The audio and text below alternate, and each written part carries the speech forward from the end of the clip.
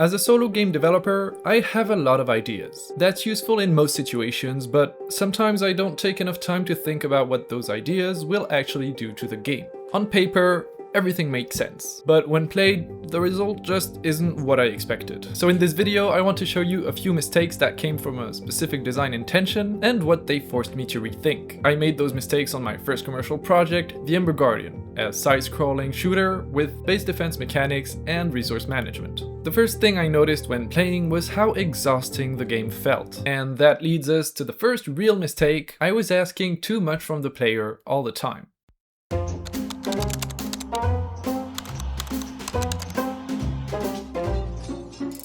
One of my main design intentions behind the Ember Guardian is player immersion, keeping the player's focus on the character and the environment around them. And I thought one of the main ways to achieve this was to use a minimalistic UI. The Ember Guardian is heavily inspired by the Kingdom games, and in Kingdom, a minimalistic UI works perfectly. You can fully enjoy the beautiful environment around you and let yourself be absorbed by the game. So I tried to recreate that feeling, either by limiting when UI elements would appear on the screen, or by removing them completely. If you're interested in how I approached that, I detailed it in a separate video on my channel.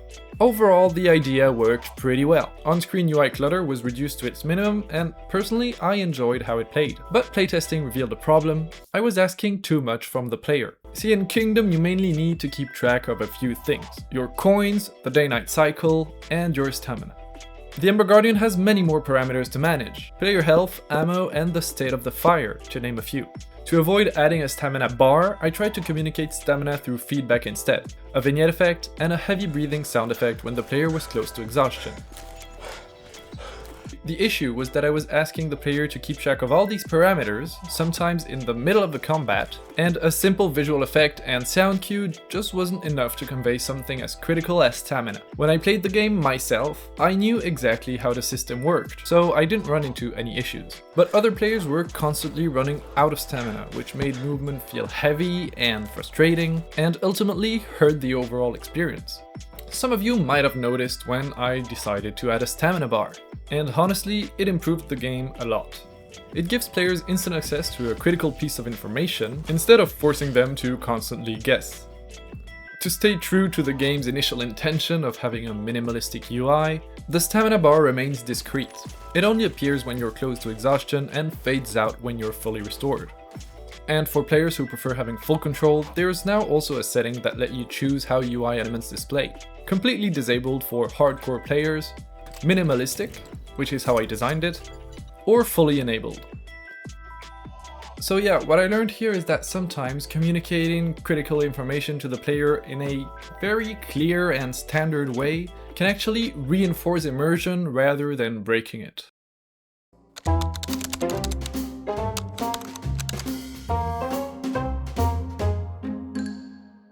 There's a pattern I fall a lot into as a developer. I like systems, I like depth, but for the reload mechanic, I pushed this too far. Before we jump into that mistake, let me remind you to subscribe to the channel if you enjoy this type of content, and if you want to support the channel further, you can wishlist the Ember Guardian. It's a small action for you, but it has a huge impact on the game's visibility on Steam. You'll find a link down below in the description. Thanks in advance! As you might have seen in the shorts I uploaded, I've been struggling quite a lot with the reload mechanic. First, let me walk you through the design intention behind it. In most 2D shooters, verticality is introduced through the use of platforms or jumping. This gives the player freedom to move while improving their combat skills. The Ember Guardian is a 2D side-scrolling game. There is no vertical movement, no jumps, no platforms. I realized creating an interesting shooting system in this setup would be quite tricky. I managed to introduce verticality with flying enemies, which forces the player to look up, or by climbing on the top of a tower during night base defense to target enemies behind the front line. But for me, that wasn't enough, so I made reloading more demanding. Inspired by some games, I decided to not make reloads automatic when your mag is empty. This adds an extra step of thought in combat, making it more strategic, but also more punishing if you're not paying attention. I also introduced a 2-inventory ammo system, using a backpack and a weapon-specific ammo belt. Ammo in the backpack wasn't instantly usable. It had to be transferred to the belt before reloading.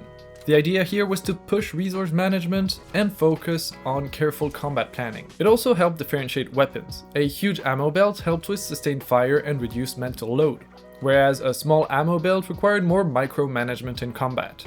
I also have to admit, I was a bit proud of creating a system that I hadn't seen in any game before. But combined, these systems led to a clunky gameplay experience. Manual reload was already quite challenging, and players tried to shoot empty weapons which didn't trigger a reload. On top of that, they often failed to reload from an empty belt when they had ammo in their backpack. They didn't understand why, which led to a lot of frustration. And if that wasn't enough, that's when I decided to add one of the worst ideas I ever had: gun jams. Conceptually, gun jams fit the Ember Guardian's post-apocalyptic setting. One would expect scrap energy weapons to malfunction from time to time, and visually it looked great. Mechanically, however, it was terrible. Gun jams would happen randomly when you shoot. They would trigger a small QuickTime event during which shooting was disabled, often at the worst possible times, sometimes even causing player death. Combined with the manual reloading and the 2 ammo inventory system, shooting, which was one of the main pillars of the game, just felt frustrating and rough. So I had to rework all these systems. First I removed manual reloading, one less thing for the player to worry about. Then I made the 2 inventory system more permissive. Players can now reload from the backpack even if the ammo belt is empty, with a small reload penalty to encourage using the belt. Finally, I reworked the gun jam system twice before settling on a final version. My first rework, called the gun surge, consisted in allowing the player to shoot while the gun would surge, and limit the QTE with a timer. If the player solved the QuickTime event successfully in the given time, he would be rewarded with a few boosted damage shots.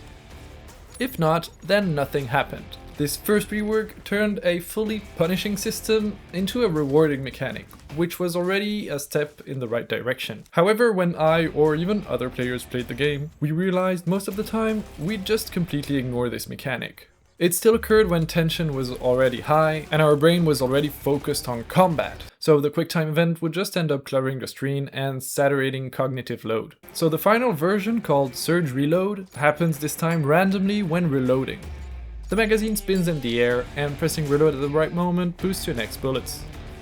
The QuickTime event was removed entirely, decluttering the screen and fitting the game's atmosphere. It's satisfying to use, skill-based, and completely optional. Some weapons like the revolver even take advantage of this system, having a higher chance to trigger a surge reload. Overall, this mechanic now feels smooth, fun, and integrated. So this whole reload system taught me something important. Adding depth is great, but only when it doesn't fight against the player. I had put a lot of energy creating a satisfying QuickTime event system, and it was a bit hard to let go of that, but sometimes simplifying a system is what keeps players engaged.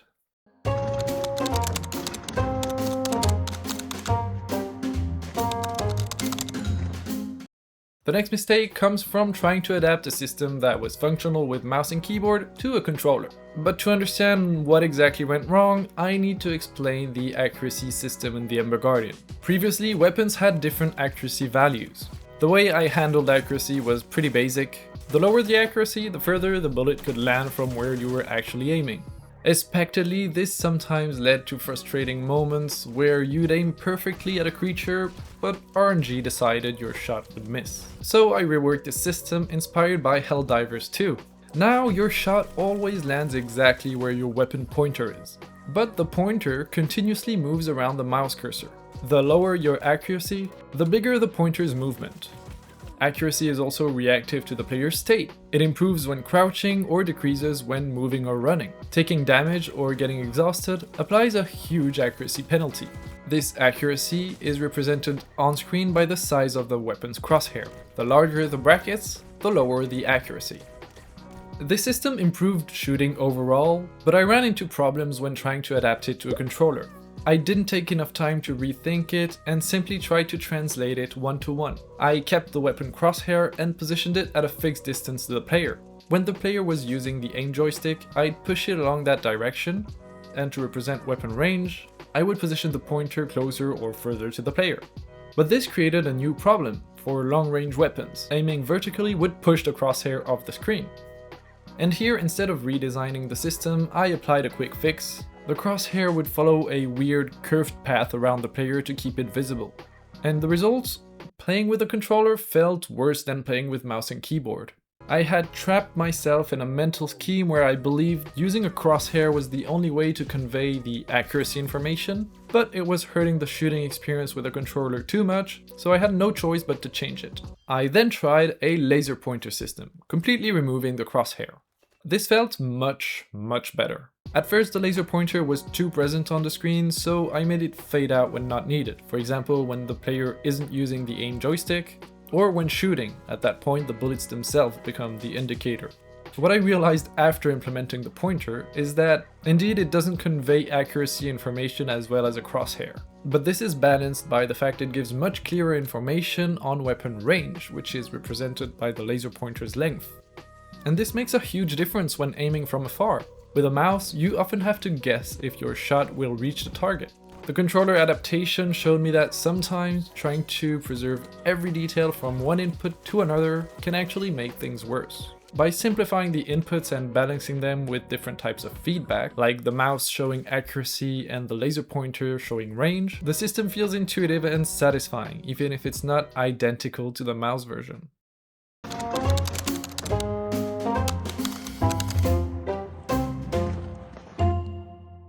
Before diving into mistake number 5, which is the biggest meta-level mistake I made, I want to quickly go over a few small mistakes I made along the way and how I fixed them. Exploration feels great when you head out of the camp into unknown lands. You encounter creatures, there's shooting, and you're constantly engaged. But on the way back and when you head out again, since there's no creature respawn, you're basically running. That part is unavoidable, but over long distances, it can become quite boring. The game's post-apocalyptic futuristic setting made it easy to introduce a fast travel teleporter mechanic. Being able to place these structures along the map helped reduce long, tedious runs and made exploration much smoother. Speaking of tediousness, another small mistake came from the Ember extraction system. The goal was to make Ember extraction feel memorable, since it's a core element of the game's lore. You extract an Ember in the hub before teleporting into each level, and later you extract embers to light secondary defensive fires. The problem was that the animation was way too long, it lasted 5 seconds. As one Steam review pointed out, it quickly became annoying, so I simply reduced it to 3 seconds, which strikes a much better balance between meaning and comfort. Another issue appeared in the progression system. In the hub, several NPCs offer upgrades for each of the main mechanics in the game. One of the main ones is the Armorer, who handles weapons. During late game playtesting, I noticed a big problem. One player was still using the SMG, which is the second weapon you unlock in the game. To keep up with the game's increasing difficulty, he spent gems to upgrade the SMG, which was already his strongest weapon. Switching to a new weapon felt impossible, because it would have been completely underpowered for his current progression. As a result, he was missing one of the most fun aspects of the game, experimenting with new weapons and building synergies between your primary and your secondary weapon. At this point, I had 2 possible solutions. The first was to make later weapons stronger by default, pushing players to swap. I quickly dismissed that idea because it would lock players from using early weapons late game. Instead, I went for a refund system. Players can now right-click a weapon to refund all the gems they used to upgrade it. This solved the progression issue, but introduced a new one. Once a single weapon was fully upgraded, the player had enough gems to max out any weapon, making red gems, the currency to upgrade weapons, completely useless at that point. This was simply a balancing issue. I simply increased the cost of higher upgrade levels and also made each weapon's specific secondary ability non-refundable. This way, players will still need red gems throughout the entire playthrough, keeping progression meaningful all the way up to the end. These small mistakes weren't massive design failures, but they all had one thing in common. Small bits of tediousness or frustration that slowly added up. Fixing them didn't require reinventing the system, just paying attention to how repetition and progression actually feel over time. This last mistake isn't one you could really feel as a player. It mostly affected me as a developer, and it goes all the way back to how the Ember Guardian was designed at its core. Initially, when I had the idea for the game, it was planned as a pure roguelike. Start a run, go as far as you can, die, upgrade your character, repeat, and eventually win. But pretty early in development, slowly and almost unconsciously, the project drifted towards a level-based progression system. Today I can't pinpoint a single moment where I made that decision. Maybe I didn't feel too confident with generating random maps, maybe the hub-based structure felt more natural with NPCs to unlock and levels to teleport into, or maybe it was something else entirely. Whatever the reason, I eventually found myself designing a series of handcrafted levels. Each one required decisions about general layout, enemy spawn, resource placement, teleporters, obstacles, special events, and on top of that, manually placing all the props. From a player's perspective, this has a clear upside. The levels feel intentional and handcrafted. But the downside is that balancing becomes critical. I can't afford the player to fail 5 times in a row and replay the same exact level over and over. The biggest downside though was personal. I found level creation extremely tedious. To be completely honest, it became one of the aspects of game development I enjoy the least. I mean, I do enjoy level design, but only in small doses. And here I was committing myself to build around 10 levels, and on top of that, writing an entire lore to support them. And lore writing isn't my favorite part of game development either. So that's my 5th mistake. Designing a game without fully accounting for my preferences as a developer. In a way, I had to make that mistake. The Ember Guardian is what made me realize I don't enjoy large-scale level design or lore building. Now that I know this, it's definitely something I'll take in account for my future projects. And the craziest part is that I actually ended up creating a full roguelike experience in the game. It's called Horde Mode, you unlock it right after the tutorial, and it can completely replace the campaign if you're more into pure roguelike experiences. Horde Mode includes the same content as the main game, but with its own progression system. Progressing in the campaign also rewards with Horde Mode XP, so you can switch between both modes at any point. This mode has 2 main advantages. First, it greatly increases replayability. Once you're done with the campaign, Horde Mode offers a fresh experience thanks to its random map generation, making each run feel very different from the handcrafted levels. Secondly, it's well suited for players who prefer a game where you can simply start a run without committing to a narrative, while still benefiting from a solid and meaningful progression system. Looking back, what's interesting is that I didn't fix this mistake by forcing myself to enjoy level design or lore building. I fixed it by creating a game mode that naturally aligns with how I like to design games. Horde Mode wasn't part of the original plan, but it ended up solving multiple problems at once. Replayability, expanding the target audience, and even my own motivation as a game developer. However, I don't regret building a campaign at all.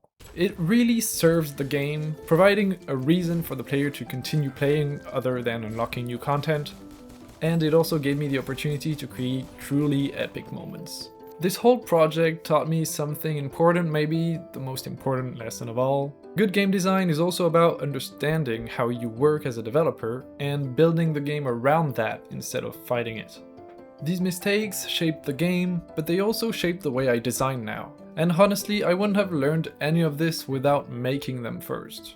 Hopefully this video might save you a few headaches and some times on your own projects. And yeah, it also revealed to me the importance of having playtesters, honest playtesters that tell you how the game actually feels when they play it. Because yeah, when you develop the game and play it, you know all its systems by heart and how they work internally, but I guess that's just basic knowledge. Also, some of the ideas I mentioned in this video of how I fixed them didn't actually come from me, but also talking with other game developers or industry professionals. So thanks a lot to everyone who participated in shaping the game by playtesting and giving feedback. If you want to support the project and see where it goes next, wishlisting the Ember Guardian on Steam really helps. Thanks for being here, see you in the next video.